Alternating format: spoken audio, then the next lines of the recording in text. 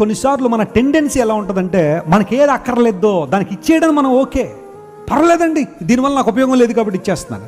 But God never wants that. దేవుడు అలాంటి కోరడం లేదు. దేవుడికి సమయం ఇచ్చినప్పుడు ప్రైమ్ టైం అంతా కూడా వ్యర్థమైన వాటి కోసం వినియోగించి, లోకానికి వినియోగించి, చివరిలో ఎక్కడో మిగిలిపోయిన 2-3 నిమిషాలు ఆయనకి ఇచ్చేద్దామంటే అక్కర్లా ఆ సమయం దేవునికి. ఉదయం లేచిన రాత్రి పడుకున్నదాకా ఇష్టానుసారం తిరిగేసి రాత్రి పడుకున్న తర్వాత ప్రార్థన చేసి ప్రభువా నన్ను కాపాడేని దూతలు పెట్టాయంటే ఆ సమయాన్ని దేవుడు అంగీకరించేవాడు కాదు. ఆయన ఉదయం నుండి రాత్రి పడుకునేదాకా ఆ పుస్తకాలు ఈ పుస్తకాలు, ఆ సన్నివేశాలు ఈ సన్నివేశాలని చదివిన తర్వాత రాత్రి పడుకునేటప్పుడు ఏదో ఒకసారి అలా బైబిల్ తెరిచి ప్రభువా 117 సార్లు చదువుకుని పడుకుంటానంటే అక్కర్లా, ఆ భక్తి అక్కర్లా దేవునికి.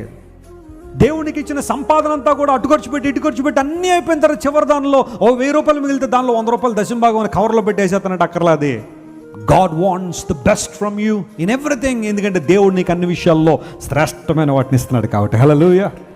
అబ్రహాము మోరియా పర్వతం మీద వేసిన కేకలు ఏంటో తెలుసా? Give your best God. దేవునికి శ్రేష్టమైన ఇవ్వండి, శ్రేష్టమైన సమయాన్ని, శ్రేష్టమైన తలాంతులు దేవునికి, నీ శ్రేష్టమైన వయస్సును దేవునికి.